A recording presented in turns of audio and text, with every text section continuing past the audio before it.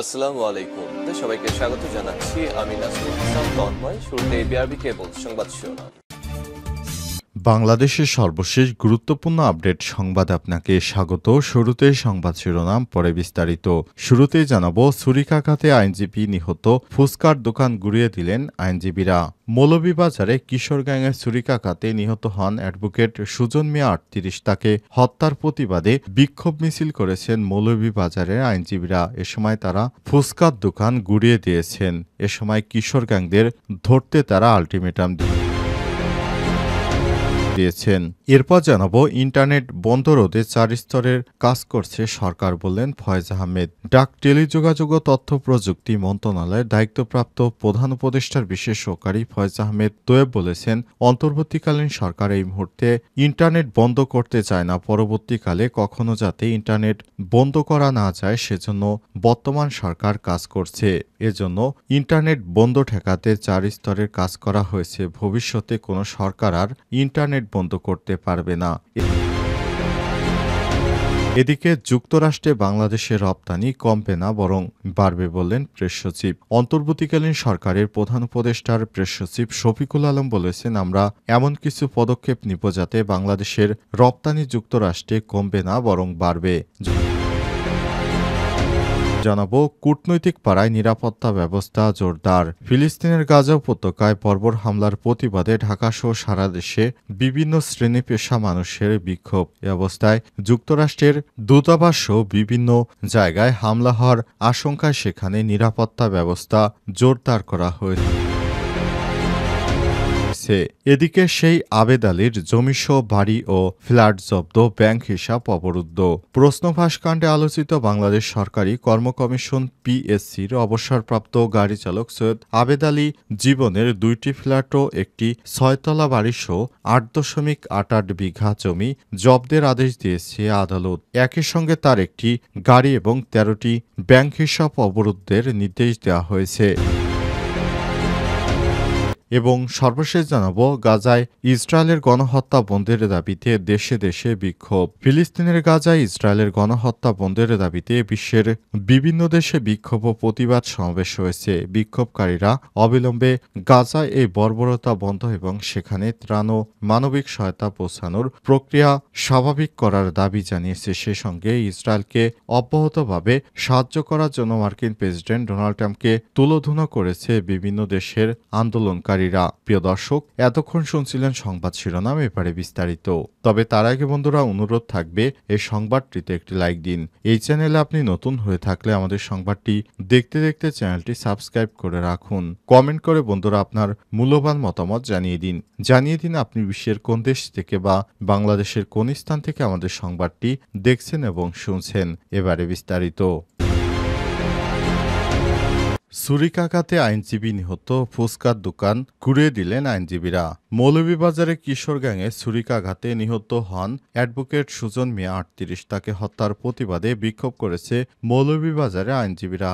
সোমবার আদালত বর্জন করে বিক্ষোভ মিছিল করেছেন তারা। দুপুরে জেলা জজ আদালত থেকে বিক্ষোভ মিছিল বের হয়ে শহরের চৌমুহনী ঘুরে পৌরসভার সামনে আসেন। সেখানে বিক্ষুব্ধ আইনজীবীরা ফুচকার দোকানে ভাঙচুর চালায়। অ্যাডভোকেট সুজন মিয়া ৩৮ মৌলভীবাজার পৌর শহরের পূর্ব হিলালপুর গ্রামের মোহাম্মদ জহিরুল ইসলামের ছেলের আগে রোববার 11:30টার দিকে মৌলভীবাজার পৌর শহরের জেলা জজ আদালতের অতিরিক্ত জেলা ও দায়রা জজের সহকারী বাসভবনের সামনে 5 থেকে 6 জনের কিশোর গ্যাংয়ের সদস্যদের ছুরিকাঘাতে নিহত হন সুজন মিয়া। পৌরসভা ভবনের সামনে ফুচকার দোকানের সামনে আইনজীবী হত্যার ঘটনা ঘটে। মূলত ফুচকার দোকানকে কেন্দ্র করে গড়ে উঠেছে বেশ কয়েকটি কিশোর গ্যাংকে বিভিন্ন সময় বাহিনী নিয়ে আড্ডা দিতে দেখা যায় এসব ফুচকার দোকান, এবং তারা গ্রুপে গ্রুপে বিভক্ত হয়ে মোটরসাইকেলে শোডাউন দিতে দেখা গেছে। আইনজীবীদের দাবি, কিশোর গ্যাংয়ের দুর্বৃত্তরা সুজন মিয়াকে হত্যা করে পালিয়েছে। মৌলভীবাজার জজ কোর্টের আইনজীবী আব্দুর রৌফ বলেছেন, অ্যাডভোকেট সুজন মিয়াকে পৌর শহরের ফুচকার দোকানে আড্ডা দেওয়া দুর্বৃত্তরা হত্যা করেছে। আমরা আগামী 24 ঘন্টার আলটিমেটাম দিচ্ছি। রাস্তার পাশে অবৈধভাবে গড়ে ওঠা ফুচকার দোকান যারা অস্বাস্থ্যকর পরিবেশে খাবার পরিবেশন করে আড্ডার ব্যবস্থা করে দিচ্ছে তাদের বিরুদ্ধে আইনগত ব্যবস্থা নিতে। আমাদের সহকর্মী সুজন মিয়ার খুনিদের অবিলম্বে গ্রেপ্তার করতে হবে, অন্যথায় মৌলভীবাজার আইনজীবীরা কঠোর আন্দোলন গড়ে তুলবে।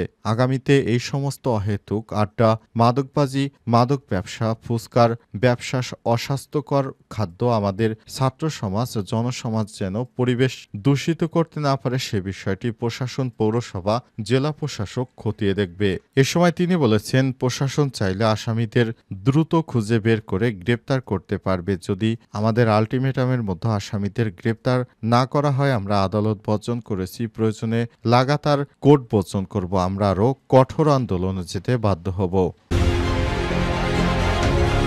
ইন্টারনেট বন্ধ রোধে 4 স্তরের নিরাপত্তা নিয়ে কাজ করছে সরকার, বললেন ফয়েজ আহমেদ। ডাক, টেলিযোগাযোগ ও তথ্য প্রযুক্তি মন্ত্রণালয়ের দায়িত্বপ্রাপ্ত প্রধান উপদেষ্টার বিশেষ সহকারী ফয়েজ আহমেদ তোয়া বলেছেন, অন্তর্বর্তীকালীন সরকার এক মুহূর্তের জন্য ইন্টারনেট বন্ধ করতে চায় না। পরবর্তীকালে কখনো যাতে ইন্টারনেট বন্ধ করা না যায় সেজন্য বর্তমান সরকার কাজ করছে। ইন্টারনেট বন্ধ ঠেকাতে সরকার 4টি পর্যায়ে কাজ করছে। সোমবার বিদেশি বিনিয়োগ আকর্ষণের লক্ষ্যে শুরু হওয়া 4 দিনব্যাপী বাংলাদেশ ইনভেস্টমেন্ট সামিট বা বিনিয়োগ সম্মেলনের প্রথম দিনে স্টার্টআপ কানেক্ট অধিবেশনের প্যানেলে আলোচনা সভায় সব কথা বলেন ফয়েজ আহমেদ। ইন্টারনেট বন্ধ ঠেকাতে যে 4টি স্টেপ নিয়েছে অন্তর্বর্তীকালীন সরকার তা উল্লেখ করে ফয়েজ আহমেদ বলেছেন, প্রথমত সাইবার সিকিউরিটি অধ্যাদেশ ইন্টারনেটে নাগরিক অধিকার হিসেবে স্বীকৃত দিচ্ছে সরকার। এটা এই সপ্তাহ শেষে চূড়ান্ত হচ্ছে। আর এই ইন্টারনেট শাটডাউনে একটি SOP standard operating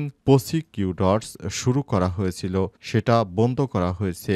এনজিওএস licence guideline internet বন্ধের কোনো সুযোগ রাখা হয়নি। এছাড়াও বিদ্যমান টেলিকম আইটি পরিবর্তন করে অন্য একটি পর্যায়ে নিয়ে যাওয়া হবে যেন ভবিষ্যতে ইন্টারনেট বন্ধের সুযোগ না থাকে।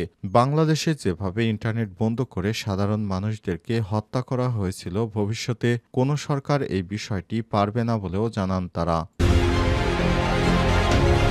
যুক্তরাষ্ট্রে বাংলাদেশের রপ্তানি কমবে না, বরং আরও বাড়বে, বললেন প্রেস সচিব। অন্তর্বর্তীকালীন সরকারের প্রধান উপদেষ্টা অধ্যাপক ড মোহাম্মদ ইউনূসের প্রেস সচিব শফিকুল আলম বলেছেন, যুক্তরাষ্ট্রে বাংলাদেশের আমদানি কমবে না, বরং বাড়বে। 37% শুল্ক আরোপের পর অন্তর্বর্তীকালীন সরকারের প্রধান উপদেষ্টা প্রফেসর ড মোহাম্মদ ইউনূসের নির্দেশে যুক্তরাষ্ট্রে চিঠি পাঠানো হয়েছে বাংলাদেশের পক্ষ থেকে। সেখানে ট্রাম্পকে জানানো হয়েছে 3 মাসের জন্য বাংলাদেশের শুল্ক যেন আগের মতোই ধার্য করা হয়। উল্লেখ্য, বাংলাদেশে নতুন করে 37% শুল্ক আরোপ করেছে যুক্তরাষ্ট্র।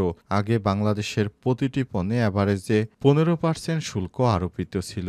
নতুন করে এই শুল্ক আরোপের ফলে বাংলাদেশি পণ্যে এখন থেকে প্রায় 52% শুল্ক আরোপিত হয়েছে, যে কারণে বাংলাদেশের পণ্যে যুক্তরাষ্ট্রে অনেক দাম দিয়ে সাধারণ ক্রেতাদের কিনতে হবে। এ কারণে বাংলাদেশি পণ্য আগের মতো চলবে না। এ কারণে বাংলাদেশের রপ্তানিতে অনেকটা স্থবিরতা আসতে পারে। এ কারণে এর বিকল্প হিসেবে সরকার পদক্ষেপ নিয়েছে। যুক্তরাষ্ট্রের অন্তত 100টি পণ্যে বাংলাদেশে শুল্ক উঠিয়ে দেওয়ার সিদ্ধান্ত নিয়েছে সরকার।